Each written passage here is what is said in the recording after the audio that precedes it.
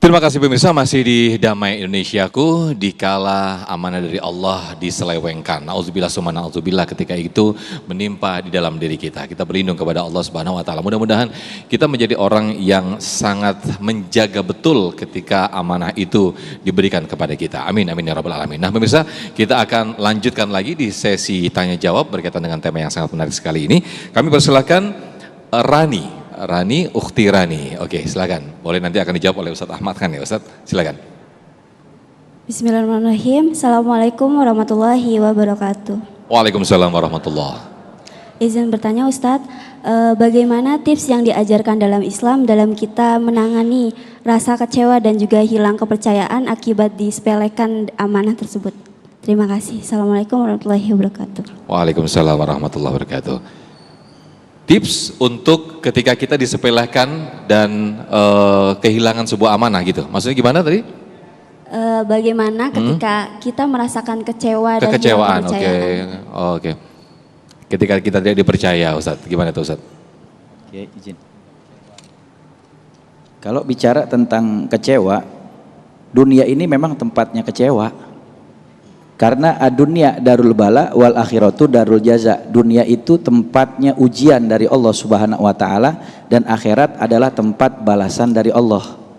Di saat ada seseorang yang mengecewakan kita, biasanya nih kalau yang nanya anak muda kaitannya dengan perasaan. Karena pertanyaannya kecewa karena amanahnya tidak dijalankan.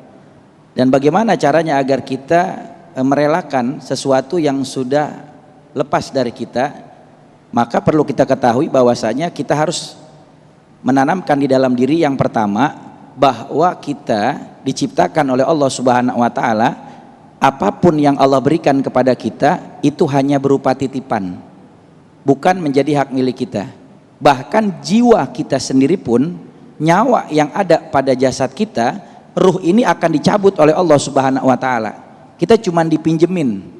Maka yang pertama, tipsnya agar kita bisa merelakan kekecewaan ketika amanah diselewengkan dari kita, maka yang pertama kita harus tanamkan bahwa sesuatu itu hanya titipan dari Allah Subhanahu wa taala. Seandainya ada ya mungkin pasangan kita, suami atau istri yang membuat kita kecewa atau menyebabkan kita tidak diamanahkan sebaik-baiknya ketika dia diberikan amanah oleh Allah Subhanahu wa taala untuk mendidik, mengajarkan, memberikan hak kepada pasangannya, tapi ternyata amanah itu tidak dijalankan, maka hal itu membuat kita kecewa. Maka kita perlu ketahui bahwasanya dia juga adalah makhluknya Allah Subhanahu wa taala, dia titipan dari Allah Subhanahu wa taala yang sewaktu-waktu bisa jadi melakukan kesalahan, bisa jadi menyelewengkan sesuatu yang diamanahkan, dan itu titipan dari Allah Subhanahu wa taala. Maka kita mesti tanamkan itu sehingga kita nggak merasa memiliki.